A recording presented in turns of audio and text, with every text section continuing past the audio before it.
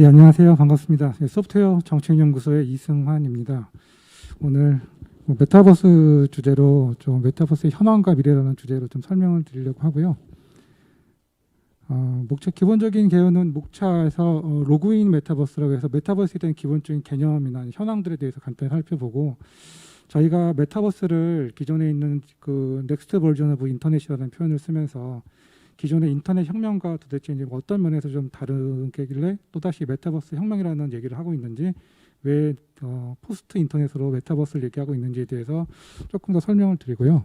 그리고 메타버스가 사실 이제 처음 나온 개념이 아니기 때문에 굉장히 오래전부터 존재해 왔었는데 조금 주목받는 듯 하다가 다시 사그라들고 다시 지금 비상하고 있는데, 그러면 이번에는 정말로 제대로 이제 비상하는 것인가, 비상한다면은 어떠한 근거로 비상을 한다는 것인가라는 측면에서 조금 더 논의를 드리고, 마지막으로는 그러면 이제 무엇을 준비해야 하는가에 대해서 좀 설명을 드리도록 하겠습니다. 예, 말 그대로 오늘의 주제는 메타버스 검색량인데요. 계속 조용히 있다가 본격적으로 제가 이제 체감하기 시작한 것은 작년 10월부터 이코노미스트지에서 메타버스 커밍이라는 특집을 다루기 시작을 했고, 그리고 유사한 시기에 엔비디아 CEO인 젠슨 황이 이제 메타버스 커밍이라고 얘기를 하면서 개발자에 의해서 이제 옴니버스 플랫폼을 발표를 같이 하게 되죠. 이후에 메타버스에 대한 관심이 이제 급증하기 시작하면서 정말 폭발적인 관심으로 좀 이어지고 있고, 수많은 이제 언론 보도들, 외신들 통해서도 계속해서 메타버스가 논의가 되고 있습니다. 사실은 이제 저희가 이게 그 전에 있던 5G 상용화와 그 5G에 어떤 컨텐츠를 실을까라고 해서 이제 실감 컨텐츠, XR 컨텐츠들을 얘기를 했고, 이 부분들이 전부 다 이제 XR과 메타버스와 다 연관이 있기 때문에 집중적인 조명을 받고 있고요. 현재 메타버스에 대한 사전적인 개념, 그러니까 기존에 있던 연구나 아니면은 문헌들을 통해서 메타버스란 무엇이다라고 이제 정의된 개념들이 조금 몇 개가 있습니다. 그러니까 개념 단어상으로는 말 그대로 초월적인 세상의 합성어지만, 연구적인 측면에서는 내려뒀던 정의들을 몇 개 간단하게 정리를 해서 요약을 해보면은, 메타버스가 가상과 현실이 이제 상호작용하고 같이 공진한다는 거죠. 같이 발전하고 그 속에서 사회나 경제, 문화 활동을 하면서 새로운 밸류를 만들어내는 세상이다라고 사전적으로는 좀 정리를 해볼 수 있을 것 같습니다.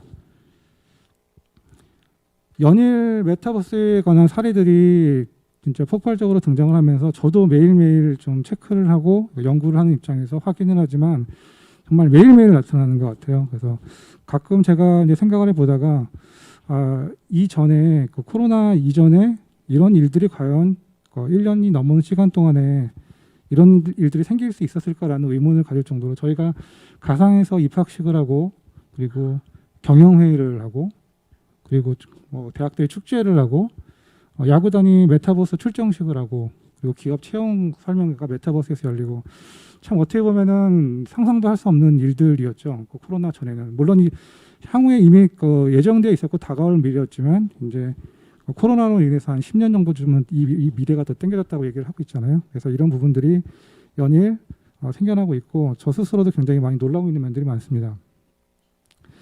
단순히 이제 일종의 트렌드라기보다도 기업 전략에서도 메타버스가 전면적으로 제시가 되고 있습니다.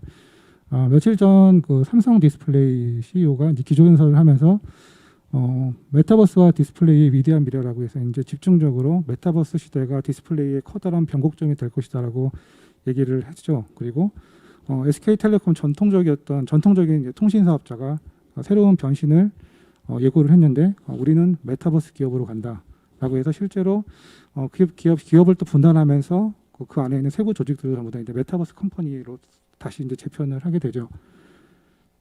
그래서 기업들도 단순히 그냥 어떤 트렌드로 받아들이지 않고 기업의 방향을 결정할 만큼 굉장히 큰 이슈로 받아들이고 있습니다. 국가적인 측면에서도 이 이슈를 지금 놓치지 않고 있는데요. 4월 달에 기획재정부에서 신산업 전략 지원 TF라는 어떤 TF를 만들었는데, 기존의 우리나라를 앞으로 이끌어 나갈 새로운 성장 동력 5개를 이제 선정을 하고, 새로운 성장 동력 5개에 대한 전략들을 만들기 위한 노력들을 하고 있습니다. 근데 보시면 아시겠지만 많이 앞에 있는 4개들은 많이 보셨던 내용들, 이거 한 번 정도 다 들어보셨던 내용들인데, 클라우드와 블록체인과 지능형 로봇, 그리고 디지털 헬스케어. 마지막에 보시면 저희가 메타버스가 이제 들어와 있죠. 그래서 단순히 어떤 이제 마케팅적인 키워드라기보다도 국가 성장 동력으로서의 가치를 지금 인정받고 있고, 그 작년 12월에 벌써 저희가 가상융합 경제 전략이라는 발전 전략이라는 전략도 이명은 나온 바가 있죠. 그거의 업그레이드 전략이 될 것으로 생각하고 있습니다.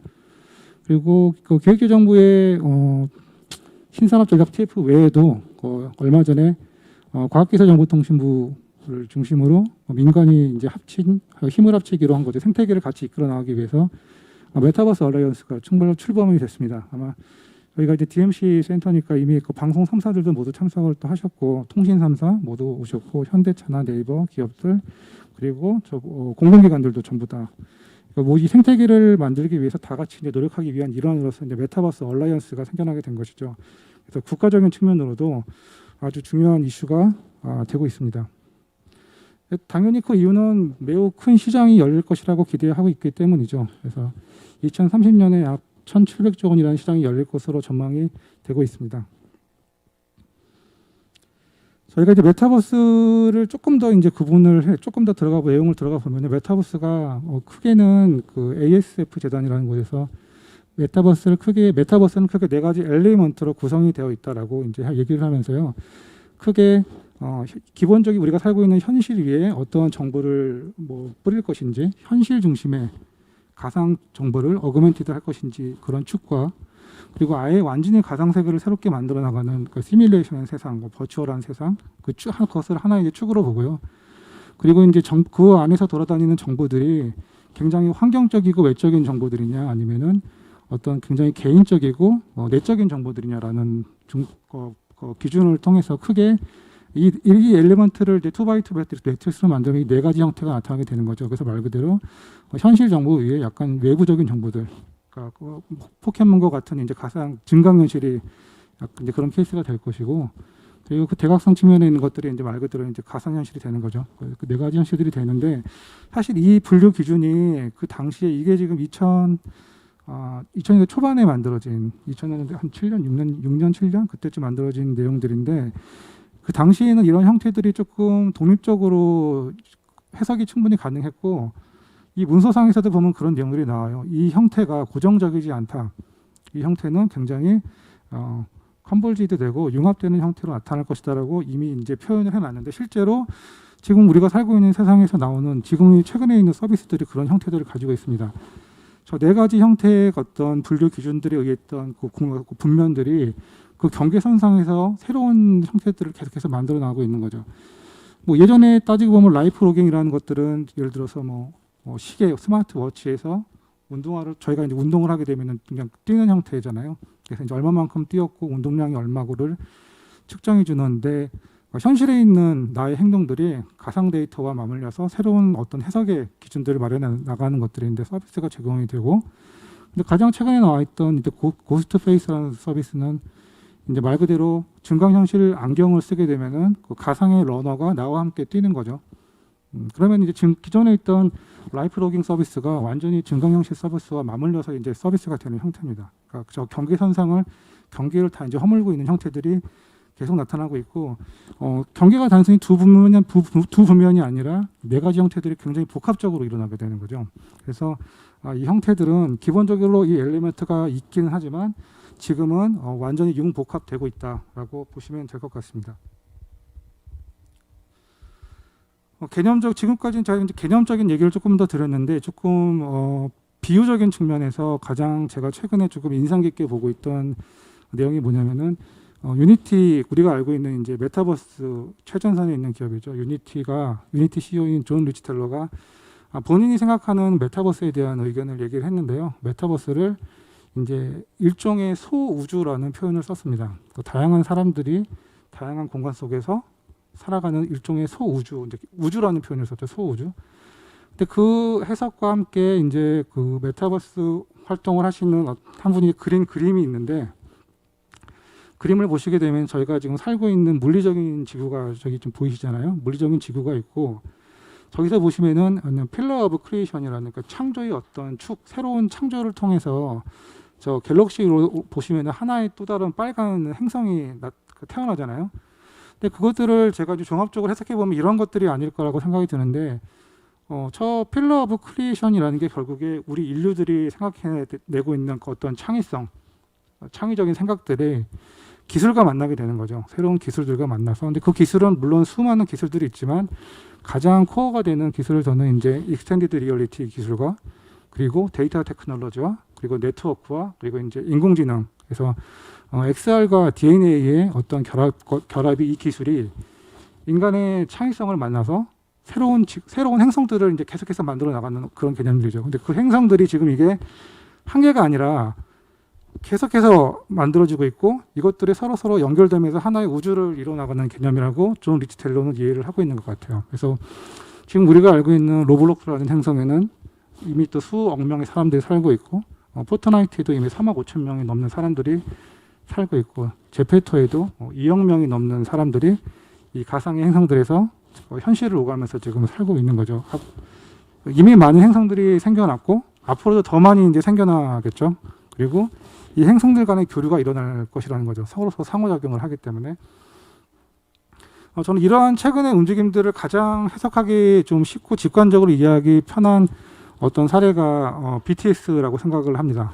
방탄소년단이 코로나 때문에 그 전에는 정말 그 오프라인 공연이 대단했잖아요. 전 세계적인.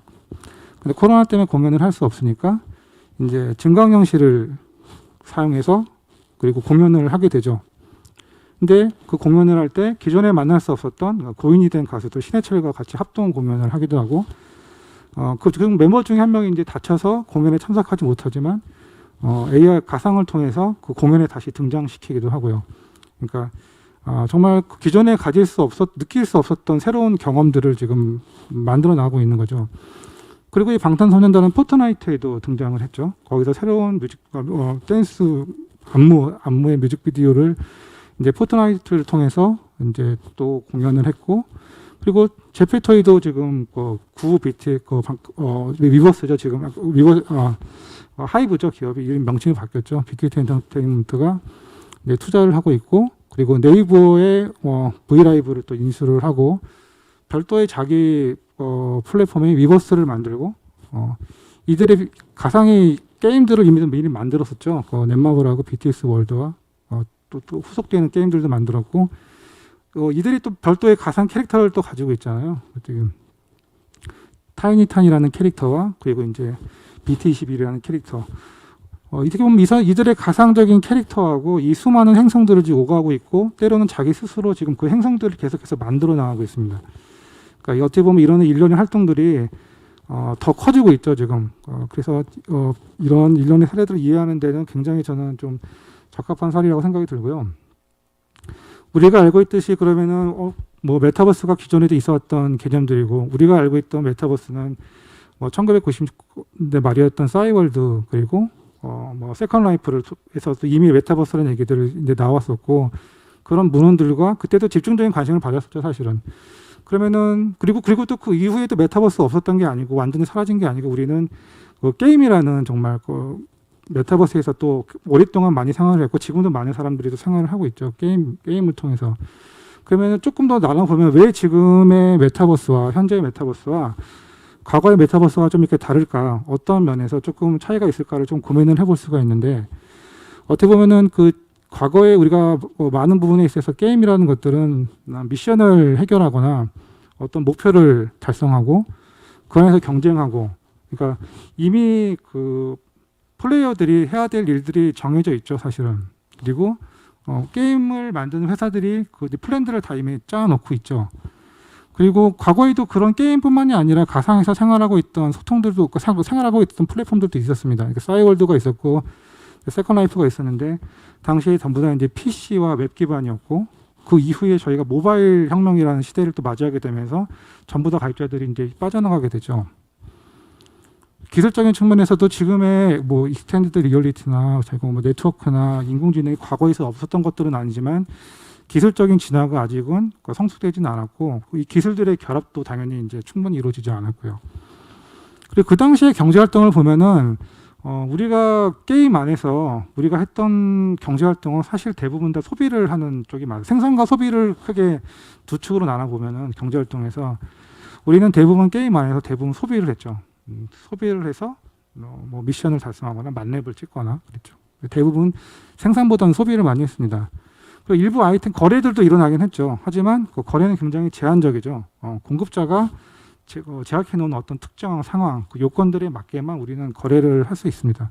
과거에는 그랬던 면이 많은데 지금의 메타버스는 이제 이 게임과 가상 생활 공간의 형태가 과거에는 좀 분리되어 있었는데 지금은 이제 융합되어 있는 형태들이 나타나게 되고 포트나이트 같은 것들이 대부분 그런 케이스고 그리고 생활 소통 플랫폼도 완전히 특화된 형태로 나타나게 되거나 그리고 기술들도 지금 그 XR과 DNA가 결합되고 있는 형태도 기술도 고도화되고 있고요. 그리고 이용자들이 가장 큰 이제 차이점은 말 그대로 이용자들이 소비만 하지 않고 그 안에서 생산을 하게 되죠. 그 안에는 생산 플랫폼들이 있습니다.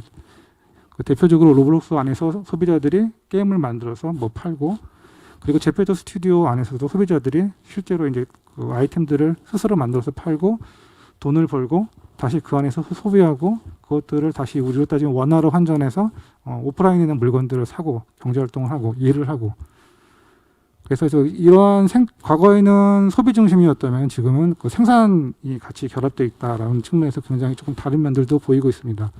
그리고 실제로 현실 경제와도 연동이 되어 있는 부분들이 좀 있다는 거죠. 로블록스가 지금 그 로블록스 스튜디오 안에서 700만 명이 지금 만든 게임이 5천만 개가 넘는다고 하고 지금 이들이 만들어내는 수익이 또 이제 어마어마하죠. 정말로 전 정말 대단한 일자리 플랫폼인 것 같아요. 우리가 보통 공공이나 기업이나 어디 뭐 우리가 일자리를 만든다고 정말 노력들을 많이 하잖아요. 엄청난 재원들을 넣고 이 게임 하나가 만들어내는 일자리 효과라는 게 정말 저는 대단하다고 생각이 드는데요. 저 크리에이터들이 물론 전업이든 부업이든 게임을 만들어서 지금 돈을 벌고 있고 경제활동을 하고 있잖아요. 가상과 현실을 오가면서. 제페토도 마찬가지죠. 제페토가 지금 가장 2018년도 후반이었나요? 그때 지금 출시된 지가 그래도 가장 지금 최근 플랫폼 중에서는 늦음에도 불구하고 지금 가입자 수가 2억 명을 지금 훌쩍 이미 넘었고 그 안에서 제페토 스튜디오에서 자기들의 옷이나 가상 아이템들을 만들 신발이고 옷이고 액세서리고 다 만들어내는 아이템들이 전부 다 또 팔려나가고 있는 거죠. 전체 판매에서 지금 80% 정도를 유저 크리에이티드 그 아이템들이 팔리고 있다고 하고 실제로 인터뷰 내용들을 제가 좀 살펴보니까 오프라인 직업을 아예 버리고 가상에 있는 그 가상 버추얼 디자이너로 지금 일하시는 분도 계시고 그 안에서 버추얼 맵을 만들어서 파는 분도 계시고 가상 건축가죠. 예. 하루에 그 신제품들이 막 7,000개, 8,000개씩 올라오는데 시간이 지나면 훨씬 더 많은 신제품들이 더 올라오겠죠. 정말 대단한 변화라고 생각이 듭니다. 네, 두 번째는 저희가 이제 왜 그런 메타버스를 지금 이렇게 혁명이라고 얘기하는 것인가라는 부분들에서 조금 더 설명을 드리면요. 혁명이라고 하게 되면 기존에 있던 어떤 방식이나 뭐 생활 어떤 습관이라든가 패턴들과는 좀 다른 면이 있을 텐데 과거 우리가 인터넷 혁명을 PC의 시대와 모바일의 시대로 조금 구분해서 보고 그 이후의 시대를 어떻게 보면 메타버스 시대라고 보게 되면은 당연히 연결이나 이동성 측면에서는 이때 네트워크가 엄청나게 빨라지고 있죠. 5G 그리고 이미 상용화돼서 지금 6G를 향해서 가고 있고 또 이미 우리가 고정적인 기계에서 휴대를 하고 있다가 지금부터 이제 그 웨어러블의 시대로 또 가고 있죠. 안경이나 워치나 그 밖에 다른 수많은 기기들을 통해서도 그렇고요. 상호작용을 하는 방식도 우리가 대부분의 입력하는 방식들은 이제 마우스와 키보드 진화된 방식들이 그 다음에 터치를 했었고 지금은 이제 동작이나 시선, 오감들을 이용한 방식들을 하게 되죠. 이제 굳이 마우스와 키보드를 사용하지 않아도 되는 날들이 분명히 올 것이고요. 그리고 공간의 화면이나 디스플레이도 저희가 일반적인 스크린의 제약 안에서 많이 있었는데 사실 그 AR 글래스 같은 경우에는 뭐 유저가 보는 화면이 곧 세상이 보는 세상이 곧 화면이잖아요. 그리고 버추얼 공간 안에 들어가면 완전히 그게 화면이 아니라 하나의 완전히 공간이기 때문에 이 어떤 화면이나 공간의 확장성 측면에서도 많이 기존과 차이가 있다라고 좀 볼 수가 있습니다. 메타버스를 이제 그 범용 기술 관점에서 조금 더 살펴보면요. 범용 기술을 저희가 제너럴 퍼포스 테크놀로지라고 하는데 말 그대로 이 범용 기술은 굉장히 많은 산업들에서 혁신적인 생산성을 또 일으키고 이 기술의 특징이 뭐냐면 이네이블러 역할을 하는 기술들입니다. 그러니까 그 기술 단 하나로만 놓고 보면은 파급 효과가 상대적으로 적지만은 다른 여러 가지 분야들에서 아주 공통적으로 활용되는 아주 특징들을 가지고 있고 기술의 진화가 매우 빠른 어떤 패턴들을 보이고 있는데요. 우리는 이미 그 범용 기술을 수없이 많이 경험을 해왔고 그 중에 대표적인 범용 기술이 뭐 전기 같은 거죠. 그리고 인터넷도 우리가 아주 유명한 범용 기술 중에 하나입니다. 그런 기술들이 혁명적인 변화들을 만들어냈죠. 그리고 실제로 생산성들을 높여왔습니다. 근데 그렇게 되면 우리가 살고 있는 지금 그 경험하게 될 메타버스에서의 그 코어 기술은 아까 제가 말씀드렸던 물론 수많은 기술들이 있지만 그 중에서 이 XR 기술 하나만으로도 당연히 이제 범용 기술이고 전 산업에다 쓰일 수 있는 기술이잖아요. 근데 이 기술이 하나가 독립적으로만 구현이 되는 게 아니고 이 기술이 데이터 테크놀로지와 그리고 네트워크와 인공지능까지 결합이 돼서 이 각각의 기술들은 전부 다 범용 기술인 거죠. 네트워크도 그렇고 모든 분야에서 다 쓸 수 있는 거고 인공지능도 그렇고요. 그래서 하나의 범용 기술이 아니라 이 그 다양한 범용 기술들이 복합적으로 구현되는 어떤 형태라는 것이죠. 특징적으로 우리가 과거에 있던 범용 기술들을 그 하나만으로도 굉장히 파괴적인 변화들을 겪으면서 지금까지 왔는데 지금의 메타버스는 이 범용 기술들이 한두 개가 아니고 여러 범용 기술들이 복합적으로 메타버스 세계를 만들어내고 또 융합을 만들어내고 있어서 이 범용 기술의 파급 효과라는 게 우리가 상상하는 것 이상으로 저는 크지 않을까라고 생각을 하고 있고요. 그래서 범용 기술 관점에서도 보면은 이미 범용 기술 자체가 혁명적인 변화를 이끌어 있는데 메타버스에서의 범용 기술은 복합 범용 기술이라는 측면에서 굉장히 더욱더 혁명적일 것이다라고 보고 있습니다. 그리고 이제 경제의 관점에서 보면요, 메타버스 시대의 경제 패러다임으로 가상융합 경제하고 이제 이머시브 이코노미라는 개념들도 이미 제시가 되어 있습니다. 영국에서는 이미 이제 2018년도부터 이머시브 테크놀로지를 통해서 전 산업의 경제와 사회와 문화하는 일하는 방식들을 바꾸는 어떤 전략들을 세웠고요. 그 문건이 바로 이제 이머시브 이코노미고 2018년도에 나왔고 이후로도 계속해서 업데이트가 되고 있습니다. 이 일환으로 저희 이제 한국에서는 이것들을 가상융합 경제 발전 전략이라고 이제 표현을 하고 있고 2020년도 말에 이제 전략이 발표가 됐죠. 전략 내용을 보시면은 말 그대로 복합 범용 기술의 관점과 메타버스에 관한 내용들도 이미 거의 일부 반영이 되어 있습니다. 그래서 새로운 경제 패러다임의 혁명적인 변화를 일으키는 경제 패러다임으로도 지금 해석이 되고 있고 이 가상융합 경제는 갑자기 이제 하늘에서 뚝 떨어진 것은 아니고요. 이미 그 전에 그 경험 경제라고 하게 되고 경험 경제라고 하는 이제 개념들이 1998년도부터 이제 등장을 했습니다. 우리가 이제 예를 들면 이런 거죠. 저희가 농업 경제 시대를 지나서 산업 경제, 서비스 경제, 그 이후에 그 경제는 어떤 것인가라고 그 당시에 이제 의문을 던졌었는데 이제 하버드 비즈니스 리뷰를 통해서 경험 경제라는 개념들이 새롭게 탄생을 했고요. 이후에 우리는 온라인 경제와 지금의 가상융합 경제까지 발전하고 있습니다. 우리가 이제 커피를 마시면은 농업 경제 때는 원재료를 추출을 하는 거죠. 그것들을 키워서 이제 갈아서 본인이 다 만들어 먹는 형태가 될 것이고 산업 경제들은 누군가 이것들을 대량 패키징을 해서 우리는 그것들을 사는 형태인 거죠. 서비스 경제는 우리는 이제 커피를 서비스 받는 형태고 근데 경험 경제 시대에는 우리는 스타벅스라는 어떤 경험 가치를 우리가 매장에 들어가게 되면은 단순히 커피만 마시는 게 아니라 거기서의 경험 자체를 사게 되는 것이죠. 우리는 이제 온라인을 통해서 모바일을 통해서 이미 사이렌 오더를 통해서 미리 주문을 하고 아주 편하게 커피를 또 마실 수도 있고 상하이에 있는 스타벅스 지금이 아마 최대 규모라고는 제가 얼마 전까지 들었는데 거기 가게 되면은 AR을 통해서 커피가 만들어지는 전 과정을 또 체험을 할 수가 있죠. 계속해서 이제 그 경제 가치가 진화를 하고 있고요. 경제 가치가 진화하면서 계속 고객들은 더 많은 이제 지불 금액을 더 내야 되게 되는 상황이죠. 하나의 예를 더 들어보면요, 그 생일과 뭐 생일 케이크 같은 것들을 한번 예를 들어보면은 말 그대로 이제 원재료 추출의 시대 때 우리가 뭐 생일이든 케이크이든 뭔가 해당되는 원재료들을 키워서 그런 것들을 만든다고 치면요, 뭐 대량 생산의 시대에 누군가 케이크를 이제 엄청나게 많이 만들어서 케이크를 만들어낸 요소들이 많잖아요. 뭐 밀가루를 제가 사거나 아니면 뭐 설탕을 사거나 그런 대량 생산된 제품들을 사서 케이크를 이제 또 만들 수가 있겠죠. 서비스 시대에는 이미 누군가 만들어진 케이크를 저희가 사면 되죠. 제과점 가서 사면 되고 거기 가서 주문을 해서 서비스를 받아서 먹으면 되죠. 이제 경험의 시대에는 우리는 이것들이 이제 좀 더 발전을 하게 되는 거죠.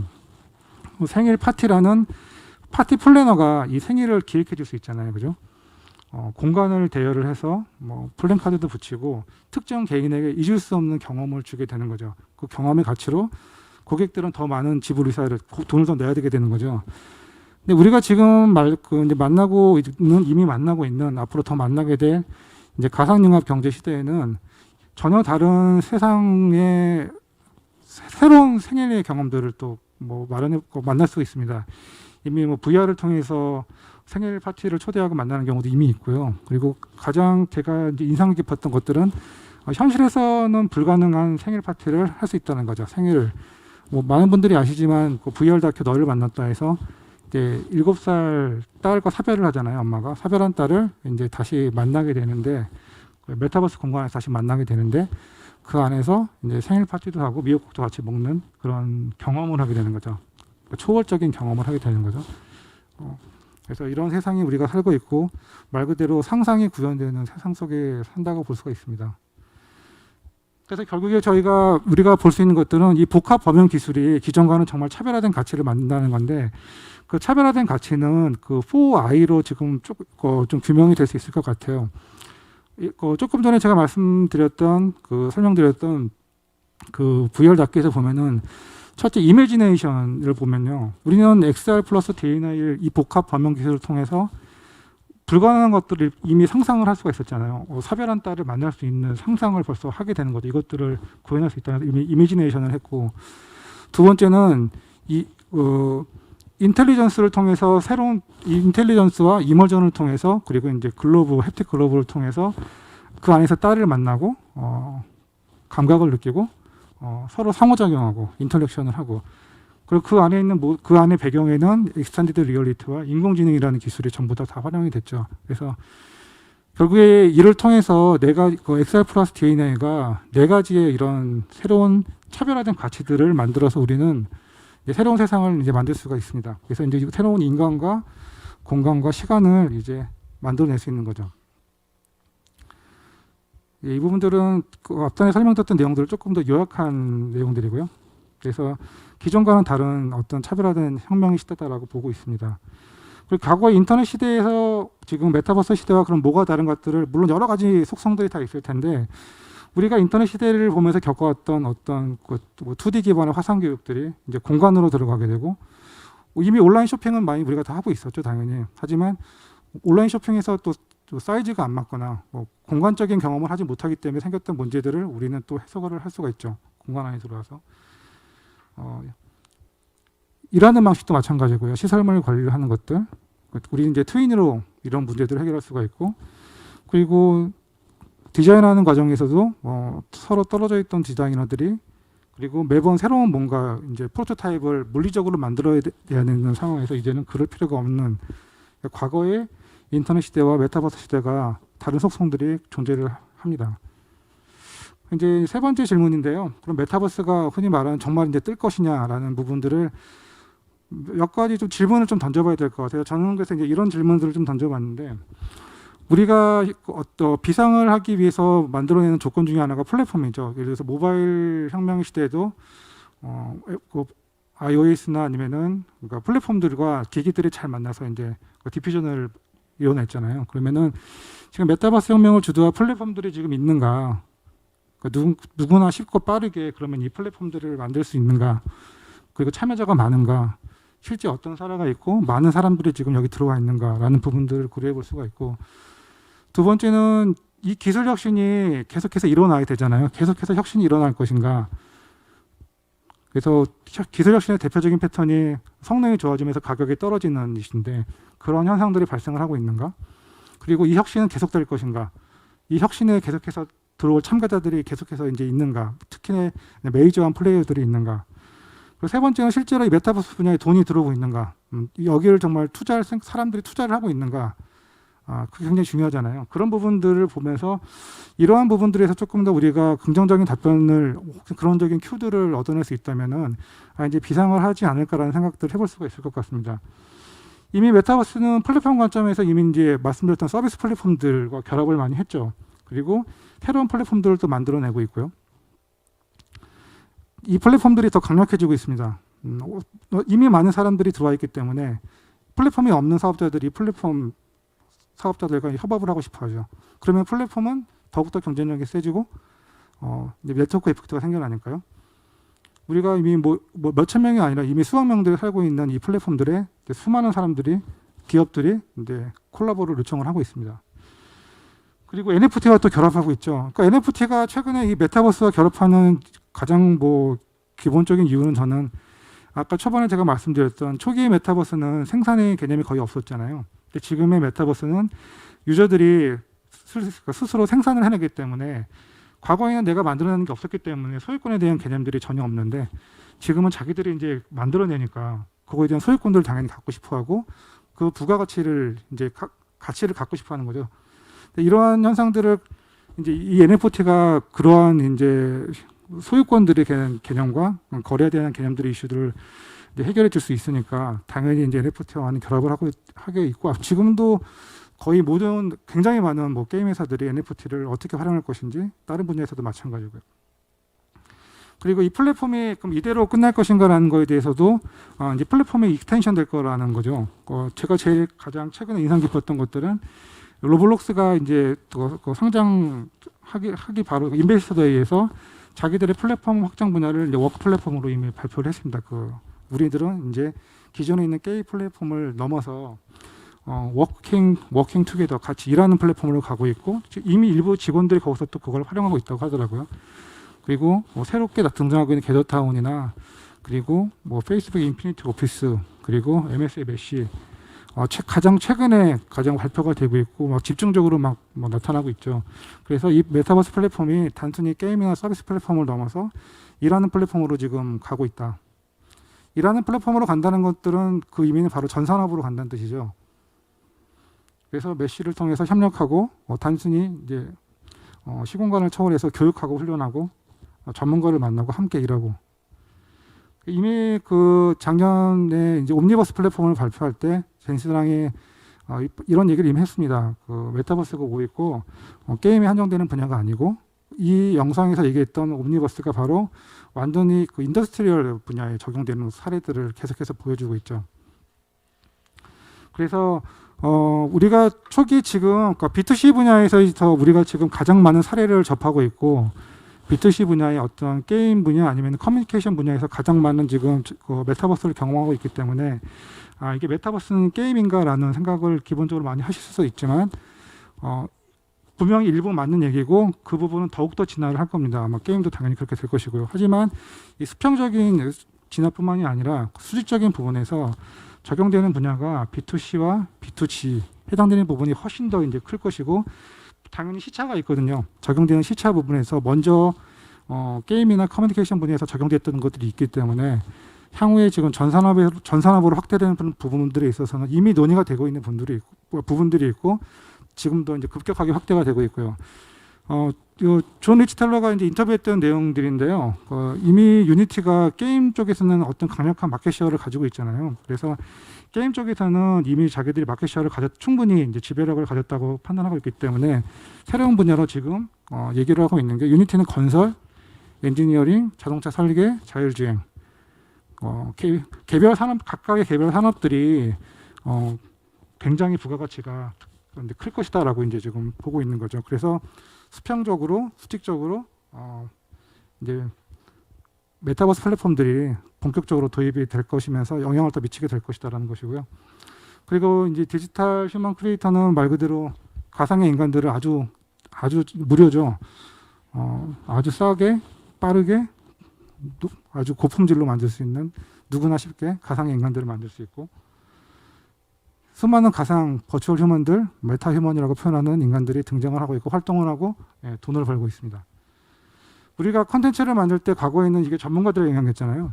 전문가들이 만들어내는 컨텐츠가 그 다음 세대 때는 우리가 예를 들어서 뭐 유튜버 같은 유저 크리에이티드로 왔고 이제는 이러한 플랫폼들 유니티라든가 아니면은 메타 휴먼 크리에이터라든가 아니면 옴니버스라든가 이런 지능화된 플랫폼들이 사용자들의 제작을 또 도와줄 것이고 나중에는 AI 스스로 콘텐츠를 만들고 사람이 최소한의 관여만 할 수가 있겠죠. 그렇게 되면은 콘텐츠 만들어지는 플랫폼을 통해서 만들어지는 콘텐츠가 여기서는 리니어하게 그려져 있지만 저는 이걸 익스포넨셜하다고 보거든요. 기하급수적으로 증가할 것이라고 보고 있고 근데 기업들도 이런 부분들을 놓치지 않고 지금 빠르게 산업 현장에 도입을 하려고 하고 있습니다. 기술 혁신이 일어나고 있죠. 이번에 오큘러스 퀘스트 2가 전작들을 모두 다 합쳐도 넘는 판매량들을 올리고 있다고 얘기를 하게 되고 가격은 떨어지고 성능은 좋아지는 전형적인 기술 혁신의 패턴들이 나타나고 있고 우리가 이미 휴대폰에서 그런 경험들을 이미 해왔죠. 완판형들이 돼 있었고 처음으로 드디어 메인스트림 디바이스라는 표현이 등장을 했습니다. 그리고 아이폰 초기 판매량보다도 첫 해는 이제 많은 물론 아이폰보다 높을 거라고 생각하지는 않는데 어쨌든 굉장히 놀라운 기록이고 그리고 이후에 있는 신작들이 또 이제 오큘러스 프로가 또 예고가 되어 있죠. 그리고 경쟁사들도 PSVR도 이제 런칭을 하겠다고 얘기를 하고 있고 그러니까 혁신 경쟁이 정말 가속화되고 있는 거죠. 메타버스 관련된 특허들, 3D 웹을 구현하고 있는 기술들을 구분하고 그들의 특허들이 얼마만큼 증가하고 있는지를 나타내고 있는 그림인데 특허들도 계속 증가를 하고 있고요. 관련된 콘텐츠들도 이제 판매력이 증가를 하고 있습니다. 당연히 타이틀도 그렇고요. 스팀 VR 같은 경우에 접속자 수가 100만 올라가는 패턴들을 보게 되면은 기울기가 급격하게 올라가서 네트워크 이펙트가 생겨나고 있다는 것들을 알 수가 있고 사용 통계량만 해도 보시는 것처럼 기존과는 정말 다른 아마 여기서 하프라이프 알렉스가 저는 굉장히 큰 기여를 했다고 생각하는데 저도 그걸 해보면서 정말 굉장히 많이 놀랐던 기억을 가지고 있습니다. 지금도 많이 이제 하고 있는데 예. 그래서 좀 또 예고된 혁신들이 있죠. 페이스북에서 이미 이제 나오겠다고 하게 된 발표한 이제 인피니트 오피스와 그리고 이제 글래스 프로젝트들 호라이즌과 함께 예.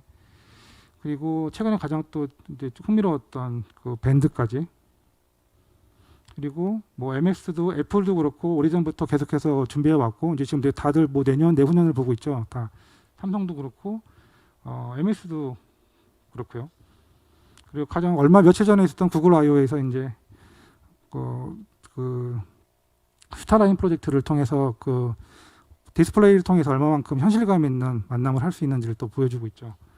예. 라이필드 디스플레이를 통해서 이제 인공지능과 결합된 형태의 서비스들이고 이외에도 우리가 메타버스를 경험할 수 있는 기기들이 굉장히 다양하죠. 뭐 미러도 있고 타고형도 있고 트레이드밀도 있고 그 글로브 그리고 실제로 투자 측면에서 보면은 이제 실제로 이제 투자 금액들이 들어오고 있고 투자 비중들이 늘어나고 있는 형태들 요새 굉장히 증권가에서 엄청나게 핫하죠. 굉장히 그래서 이제 그 기업 가치 측면에서도 굉장히 많이 고밸류를 받고 있고요. 이상의 내용들을 보면 우리가 그 복합 변형 기술을 통해서 인간과 시간과 어떤 공간을 재해석하고 다시 이제 만들어내고 상상을 할 수 있는 그런 시대가 왔고 적용 분야가 뭐 이제 전 산업과 사회에 다 적용이 될 수 있는 분야고요. 지금은 약간 서비스 분야, 게임 쪽에 조금 더 포커스해 있지만 이미 변화는 시작되어 있다고 저는 보고 있습니다. 그래서 최근에 있는 이슈들을 좀 정리를 해보면 이게 게임들을 넘어서 이미 경제를 가고 있고 메타버스 디바이스들이 이제 기존에 있던 PC와 모바일을 넘고 있다. 그리고 디지털 휴먼이 나오고 있고 메타버스 플랫폼들이 이제 협력을 통해서 급성장을 하고 있고 또 NFT와 또 결합을 하고 있습니다. 그래서 개인적인 측면에서 보면 개인들이 새로운 시대에 저희가 유튜브를 통해서 크리에이터들이 성장을 했잖아요. 그래서 메타버스 크리에이터라는 새로운 어떤 직업군들, 새로운 가상의 직업들이 생겨날 것이라고 보고 전 개인들한테도 굉장히 큰 기회가 올 거라고 보고 있고요. 기업들도 당연히 이제 굉장히 많은 변화들을 준비해야 될 것 같습니다. 기업하고 정부 쪽에서는 조금 더 설명을 드리면은 저희가 콘텐츠는 기본적으로 저희가 그런 얘기를 많이 했잖아요. 소프트웨어 콘텐츠가 원소스 멀티 유즈를 한다, 엔스크린이라는 것들은 전통적인 전략의 방향들이었는데 이제 이것들이 원소스 멀티 아바타라던가 하나의 IP를 통해서 아바타를 만드는 방식 그리고 원스페이스 멀티 하나의 스페이스를 어떻게 쓸 것인가 N스페이스 전략이 이제 가야 될 것이라고 보고 어떻게 하면 메타버스 협력 네트워크를 만들 것인가 이것도 굉장히 중요해진 것 같습니다. 퍼블릭 쪽에서도 지금 어떻게 하면 공공 쪽에 메타버스를 도입을 할 것인가 그리고 대학들 쪽에서도 어떻게 최근에 포스텍이 전부 다 학생들한테 나타나죠. 다 이제 HM들 나눠졌죠. 그리고 예를 들면 이런 겁니다. 그래서 전자정보가 우리나라가 1등인데 굉장히 2D 화면 웹판들은 굉장히 어렵잖아요. 근데 그 가상의 공간으로 들어가서 쉽게 그냥 서비스를 받을 수 있는 방식들, 공공 분야 쪽에서도 굉장히 도입이 많이 될 것이라고 보고, 기술 로드맵을 새롭게 만드는 방법, 그리고 버추얼 싱가포르는 아예 나라 자체를 다 이제 버추얼화하고 있죠. 그래서 새로운 사회 문제들을 찾으려고 노력을 하고 있고, 미리 예견적인 대응들을 하려고 노력을 하고 있습니다. 그래서 우리가 이제 새롭게 인류의 미래를 바꾸는 프로젝트를 문샷이라고 하는데요. 이제 우리가 이제 상상을 통해서 새롭게 구현할 수 있는 미래들이 있기 때문에 이제 메타버스 프로젝트들을 더 많이 발굴을 하고 이제 이끌어 나가야 될 것 같습니다. 예, 이상으로 발표를 마치도록 하겠습니다.